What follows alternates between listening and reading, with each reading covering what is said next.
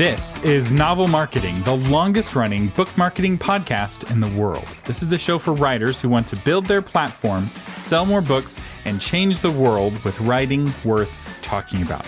I'm your host, Thomas Umstattd Jr., and today's episode is from our brand new listener helpline. So if you would like to leave your own question, give us a call. The number is 512-827-8377. Or if you're a millennial and don't like talking on the phone like me, you can upload an MP3 at novelmarketing.com. But without any further ado, let's play today's question. Thomas, I have no following, no readers, no platform. I have about 10 potential readers, family and friends who I suspect would buy my book. So what I want to know is how to go from 10 readers to 10,000 readers in 5 years. Thank you so much for that question. And I'm going to assume that the caller is writing nonfiction. And for those of you who are writing fiction and are asking the same question, we literally have an entire course that takes you through the first 5 years of your career to your first best-selling book. It has guaranteed results. And if you like the podcast episode version of this episode for fiction, it's episode 92, and we will have a link to it in the show notes. It's one of our most popular podcast episodes of all time. So I do encourage you to check out that episode. But let's get to the tall order of going from 10 to 10,000 readers in 5 years. And the first thing I want to say is congrats on 10 readers. The first 10 readers are the hardest. It often is very hard to get anyone interested at the very beginning. If you have 10 true fans, 10 people who are willing to read everything that you write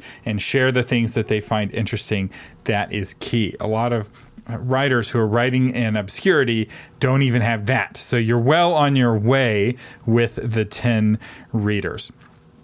Now, the first thing I'd recommend is to research the potential market size. So as you're writing a book, one of the questions you want to ask is, how many potential readers are there that I could reach? Because some markets are very small, and it may be that the market is only, a handful of people for your book. There's certain kinds of books that don't have very big markets. A good example of this is memoir.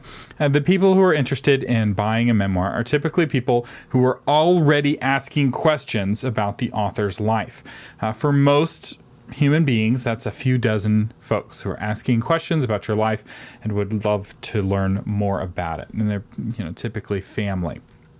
Now, if you're an American president or a major celebrity, it can be millions of people, right? One of the best-selling autobiographies of all time is the autobiography of Ulysses S. Grant, which is considered one of the great works of 19th century literature. And it kind of set the standard for what autobiographies are meant to be. And that's kind of what it takes to be successful commercially in the memoir space. And so you have to just kind of come to grips with that. And it's okay to write a memoir for a small group of people. Both of my great-grandfathers wrote memoirs, and those are treasures for their descendants. And sure, that's only a few hundred people, but it's still a very valuable thing for the family. The other kind of nonfiction book that may have no market is ranting. Political rants, theological rants, philosophical rants. No one wants to read the rants of a stranger. And in general, people don't want to read rants. So you have to offer solutions with your nonfiction. You have to make someone's life better in a tangible way. Complaining doesn't sell. So with that outside of the way, you've done your research and you're like, there is a market of people who want and need what I'm writing. Let's talk about what it takes to find success in publishing nonfiction. And I've talked about this on my other podcast, but I realized I've never talked about it here, at least not that I could find. Success in publishing requires something called resonance. And this is true for both fiction and nonfiction. So I realize I promised a nonfiction episode, but the fiction, it leaks in. In physics, resonance is, it's actually a musical term is one way to think of it. It's when one note resonates with another note, or if you've ever been in, like, say, a bathroom and you hum and it's like the whole room reverberates with that one note, that you found the resonance of that room. In physics, it's like pushing a child on a swing is the classic example. So if you're in resonance with the frequency of the swing, you're pushing the child just as she is swinging away from you. If you're out of resonance, you're pushing and there's no child in front of you, or even worse, you're pushing while the child is still swinging at you, and you end up pushing the child off of the swing. So with writing books, it's resonance with culture. It's getting the frequency of the culture around you correct. The one big word for the episode, zeitgeist. You have to be in with the zeitgeist, which is, I believe it's a German word for like the cultural milieu, which I think is a French word for the same thing. We need a good English word, good Anglo-Saxon word for this concept of what everyone is doing and feeling right now. Although perhaps it's not very much an Anglo-Saxon concept, since the Anglo-Saxons were a bunch of individualists, angry individualists who didn't want to go along with what everyone was doing. But be that as it may, nonfiction writers, you have to have resonance. And one way that you know this is when someone says, yes, what you wrote puts into words what I have been feeling recently. That is the sign of resonance. And I first experienced this with my own writing in a major way when I wrote that blog post that went viral several years ago about dating and relationships. It spread from a blog that normally got 2,000 readers. It spread to 1 million readers in a month because the people who read it said, yes, this is what I've been feeling. And they shared it with their friends, and it got them talking. Now, it doesn't have to resonate with everyone, right? Some people passionately disagreed with the blog post, but it came at the right time when culture was starting to reevaluate its methods of dating and relationships. That same blog post today would not have been as powerful. The moment would have been missed. And the same blog post 5 years sooner probably would not have been as powerful either because it was too soon. It's possible to be too soon in terms of resonance. You can be out in front of culture. So let's talk about how to find your resonance. And I've got some big picture answers, but I also have some practical tactics in a good novel marketing way. We always want to give you something practical. But let's talk kind of philosophical first. And the first one we've already hinted at, resonance is about timing. Culture changes over time. Too early and you're out of step with the zeitgeist. You're pushing the girl off the swing. Too late and you're cliche. You're pushing after the swing has already swung out of reach. This is writing the Y2K book in 1999, right? At that point, it's too late. There's already a dozen Y2K books out there. And if you write a Y2K book in 2000, you're really too late. No one wants to read a Y2K book in 2000. But writing a Y2K book first, being the first one to market, is what put Michael Hyatt on the map. That was his New York Times bestselling book that made him famous, was a book about Y2K. And for you kids who don't know what Y2K is, it was this fake disaster. Well, it wasn't really a fake disaster. It was a disaster that humanity successfully avoided in the year 2000, keeping the computers from killing us all. It was a very exciting and very scary time that in hindsight ended up being nothing. Because I tell you what, nerds are really good on a deadline, and the nerds of the world rose up and fixed all the computers just in time. Okay, so this is why timing is so important, though. You want to write at the right time. And so you may be like, okay, well, how do you do that? Well, part of this is you need to be up on the conversation on your topic. You need to read all of the most popular books in your genre. If you're writing about parenting, you need to know what the popular books about parenting are saying right now. And it doesn't mean you agree with them, but you need to know what's going on in the conversation so you know which way to push and how to push. All right, the second way to find your resonance is it's about audience. Each community vibrates at its own frequency. And saying your book is for everyone is like standing at a bank of swings trying to push all of the swings at the same time.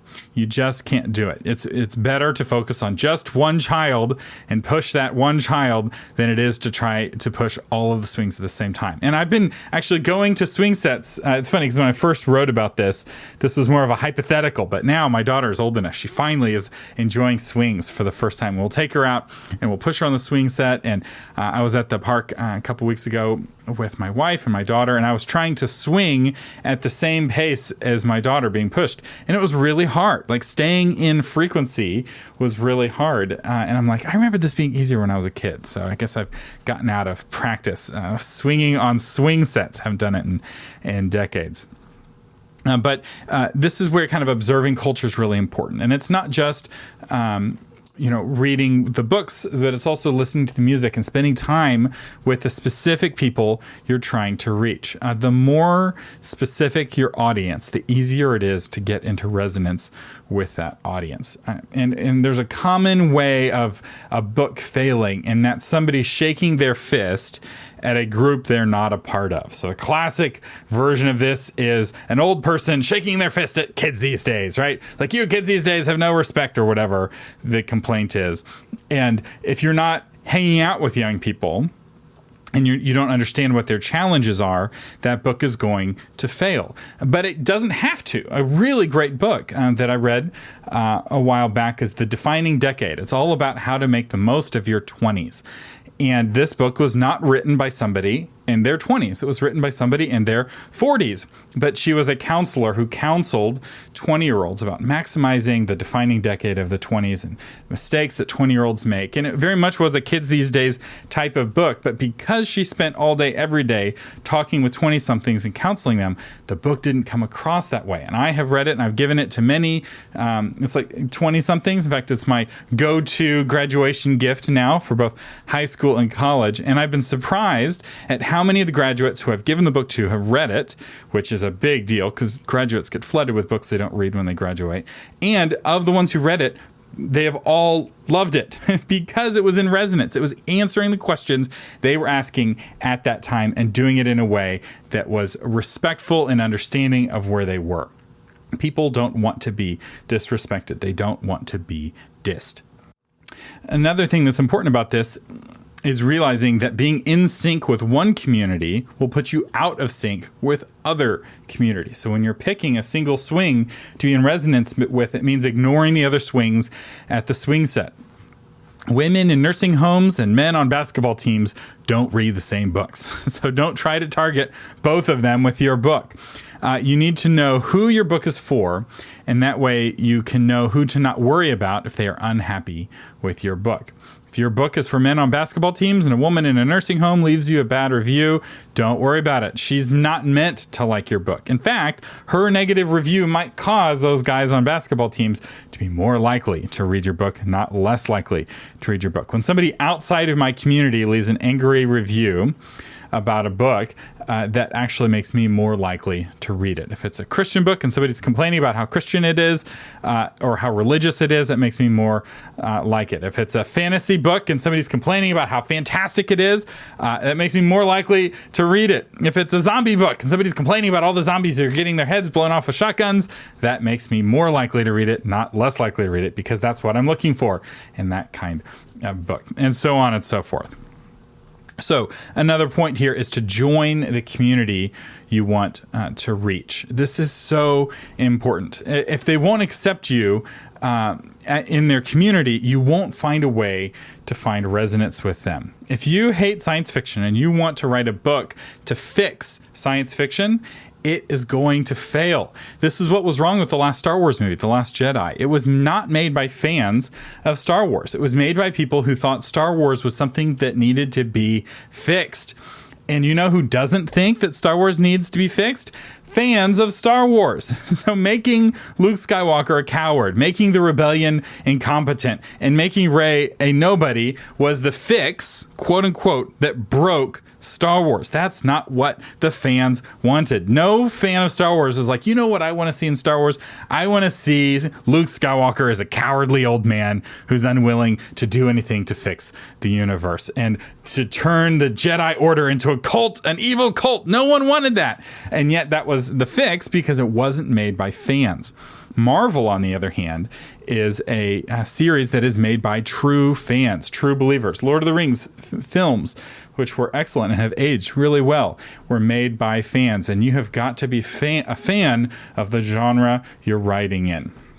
That arrogance of, I know better than everyone else who's come before me and better than the fans isn't arrogance, it's ignorance. It's ignorance of the cultural milieu. It is a sign that you're outside of the zeitgeist and that you're going to fail to find your resonance. Now, it could be that you're out of time, right? You're writing a book that won't be appreciated in your lifetime, and maybe decades later somebody will find it and be like, this is brilliant.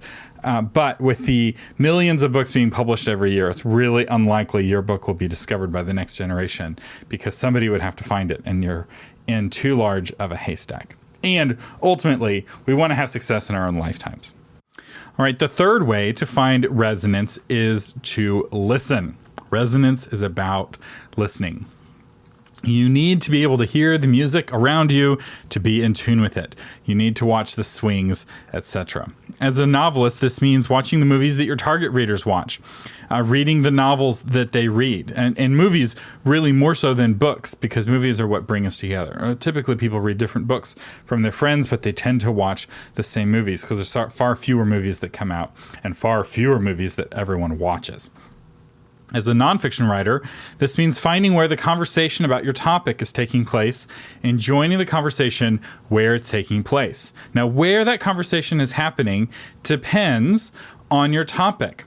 If you're discussing technology, the conversation is probably happening on Reddit. If you're discussing parenting, the conversation may be happening on Facebook or in an app. So for my wife, the main community for her as a mom is the community on the What to Expect When You're Expecting forums that came with the What to Expect When You're Expecting app that she got when she was expecting her first baby.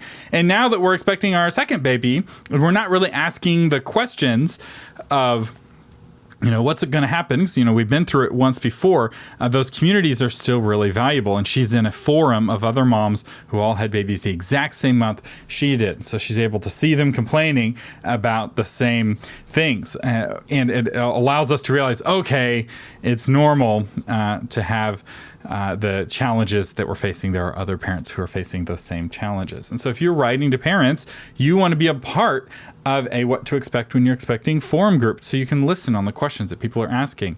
This is how you get in resonance with that topic. So look for and then while you're in that community, the temptation is to just start sharing your wisdom and be like, let me bless you all with my great and wonderful wisdom.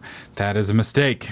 You're there to listen and specifically to take note of the questions people are asking each other, and then you want to answer those questions in your book. It's also okay to answer the questions there where they're having the conversation. In fact, it's very useful to be seen as an expert in that community, but you have to be a part of the conversation for a little bit before you jump in.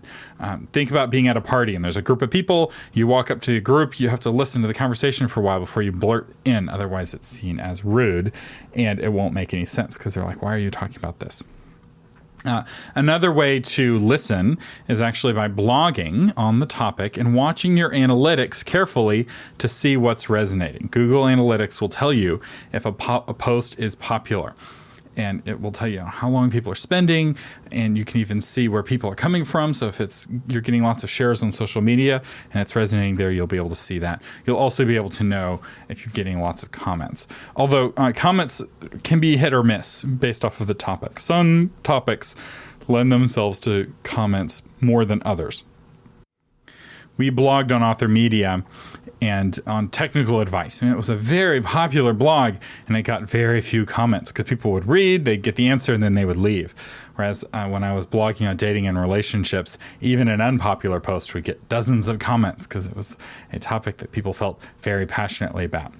So do keep that in mind. Comments can be a trickier way of gauging resonance. And then the fourth kind of esoteric thing to think about before we get into the practical bits is resonance is about persistence. It takes time to get in sync with those around you. If I had spent more time on the swing set swinging next to my daughter, I would probably figured out exactly how to get into sync with her. And it also takes practice to be able to play music in tune with the culture. And it takes it takes time to understand the music, and then it takes time to learn how to play music that's in tune. And then ultimately what you're wanting to do is play music that's leading, where the culture is following you, where you are causing culture to resonate with you rather than the other way around. And it also takes time to build a following. And this is good, actually.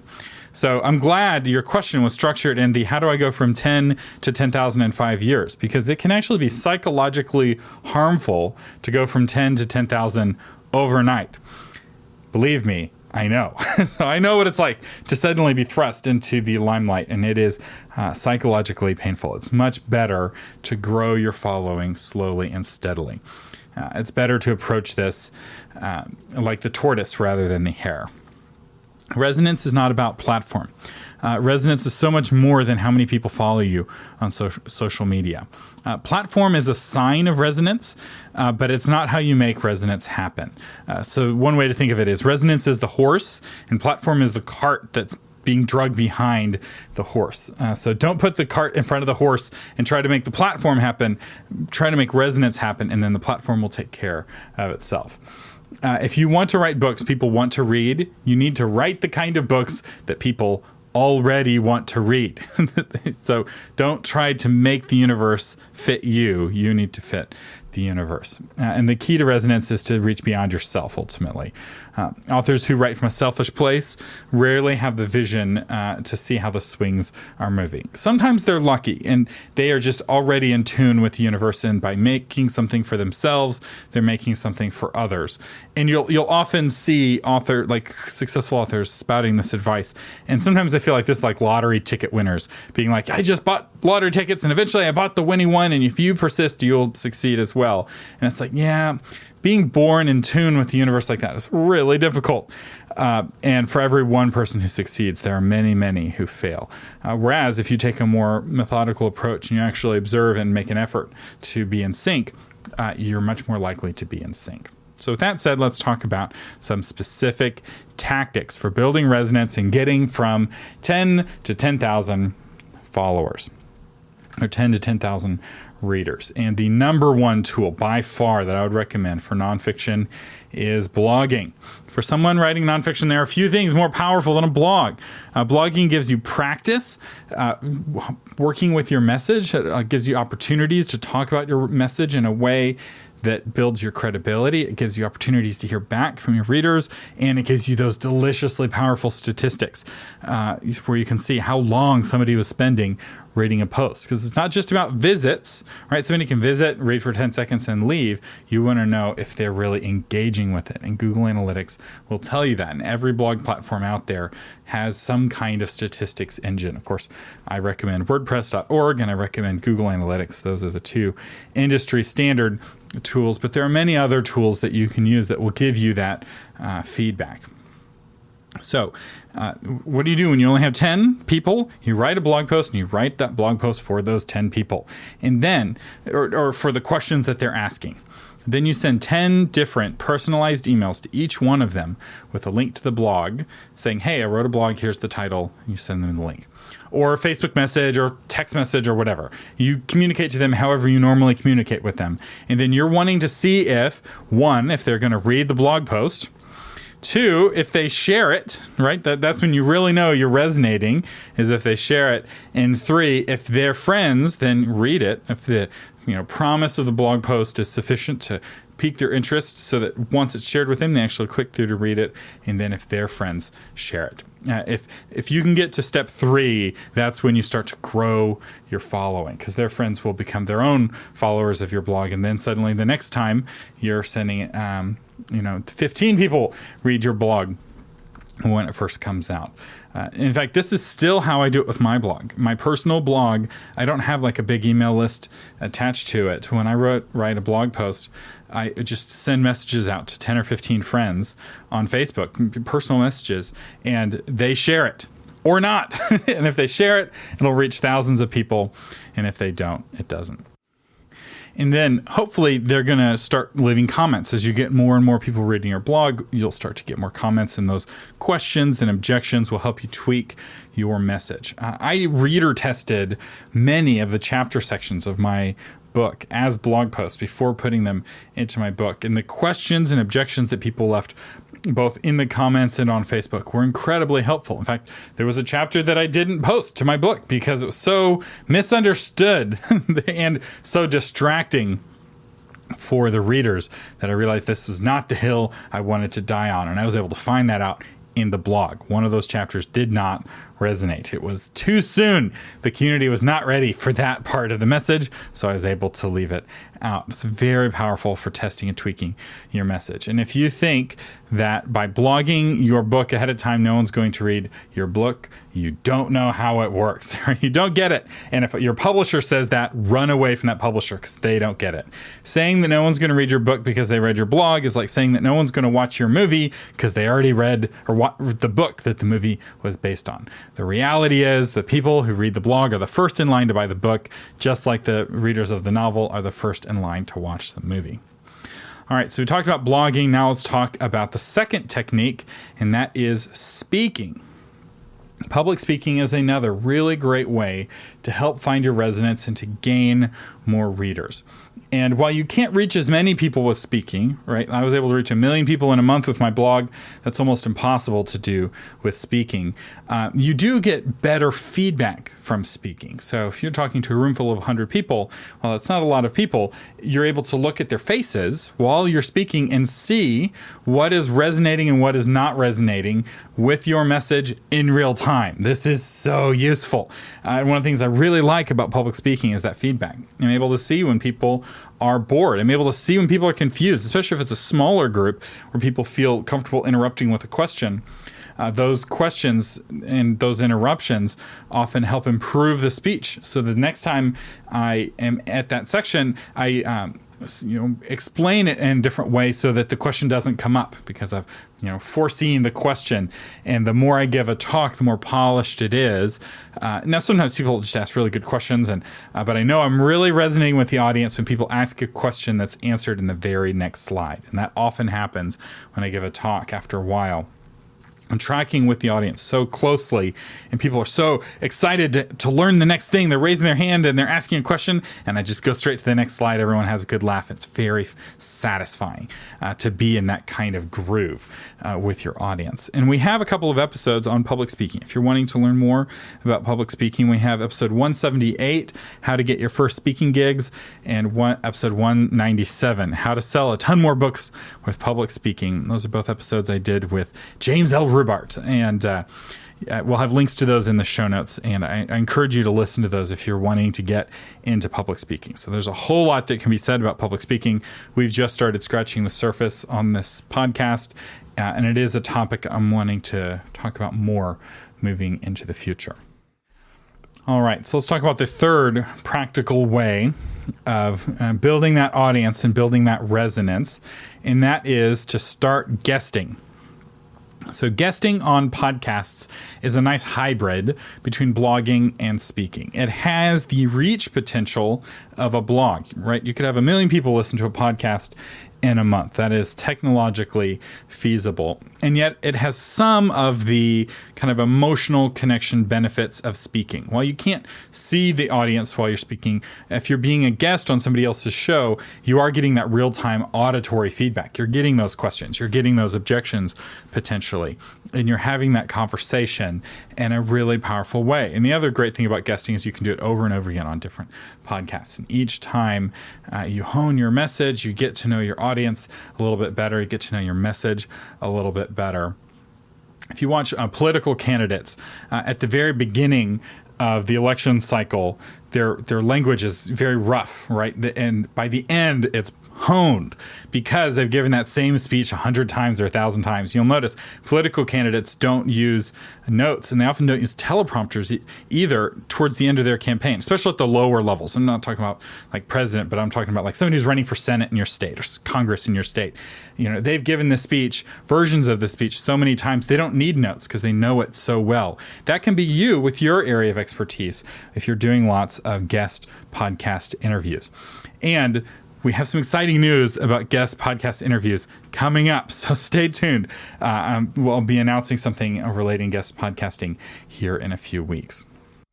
All right, so some final thoughts is to listen to episode 203 about book marketing milestones. We've kind of talked about the philosophy of this and kind of the big strategies of going from 10 to 10,000 in episode 203, which has turned out to be a really popular episode that just recently came out. We got really good feedback on this episode on Facebook. And again, learning where the resonance is, right? How I find resonance on this show is the feedback that we get on Facebook. It's not just what comments people make, but also how many comments. If I get a lot of comments on an episode in the Facebook group, I know I struck a nerve. And a lot of people, when they listened to episode 203, left comments on Facebook saying, this answered the question I've been asking for a long time of what to do next. So just go back a few episodes to the book marketing milestones, and it goes into specific details of when to start your blog and when to start the rest of it. Our sponsor today is a brand new course.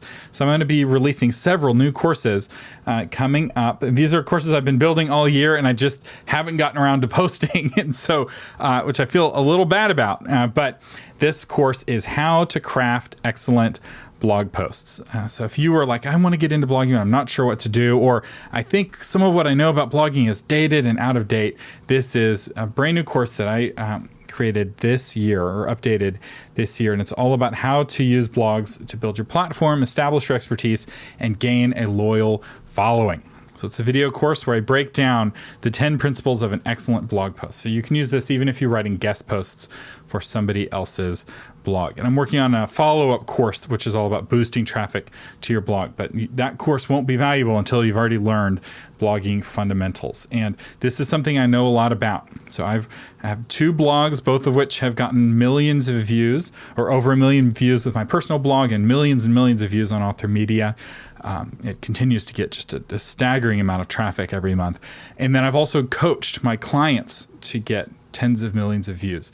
So I know what I'm talking about when it comes to blogging. This is deep in my blood, and I teach you the fundamentals of creating an excellent blog post. This course is $30. But if you're a patron, you can save 50%. So, in fact, I'll be sending out that message to patrons. So keep an eye on your inbox. You may already have the email with the special link to activate your patrons only coupon code to get this course for $15. And speaking of patrons, our featured patron is Peter DeHaan, author of Women of the Bible, The Victorious, The Victims, The Virtuous. Peter, thank you for helping keep Novel Marketing on the air and help defray some of our expenses. We really appreciate you and all of our other patrons. And if you would like to know how you can become a Novel Marketing patron and get access to the patrons-only episodes, click the link in the show notes at novelmarketing.com. I was playing with my daughter, Mercy, the other day, and there's this new game that she's discovered, or I call the blanket game, which is where I'll throw a big blanket over her and then be like, "Where's Mercy? Where's Mercy?" And she's like giggling, and she's trying to pull the blanket off of her head, and then she's struggling with the blanket, and then she finally gets the blanket off of her head, and she's just so excited. She holds up the blanket for me to do the game with her again, and she wants to do it over and over again. We typically get tired of the blanket game far before she does. But as I was watching her struggle inside of this blanket, I started thinking about the hero's journey, which is a big aspect of kind of writing novels, and how, in a sense, she's going through the hero's journey every time she tries to take this blanket off of her head, right? She's being called to adventure. There's a big low often where she gets so tangled she's not quite sure what to do. And sometimes she'll just start crawling in one direction as a way of dislodging the blanket. And then when she finally is able to emerge back into the light, she's just so excited. Of course, we're clapping and applauding her. Parents are easily impressed with their children. But kind of this longing for story, this longing to be on an adventure, this longing to overcome challenges is something that starts in us really early. And it's been fun kind of watching this with my daughter. She's so young, she doesn't even fully understand language yet, but yet she understands overcoming adversity, whether it's getting back up if she's falling down, learning to walk, or digging her way out of a blanket for the upteenth time. It's something that is innate in humanity, and as you write stories that capture that, you're doing a really cool thing. And Anyway, so those are some of my thoughts. Thank you for listening. If you have a question you'd like me to answer on a future episode, do give us a call. The helpline is 512-827-8377. Or if you're a millennial like me and would rather record the audio and upload it through the website, you can do that as well. I realize telephones are not for everyone. And I just want to say thank you for listening to Thomas Umstattd Jr. on the Novel Marketing Podcast, giving you innovative ideas on how to promote yourself and your writing offline, online, and everywhere in between.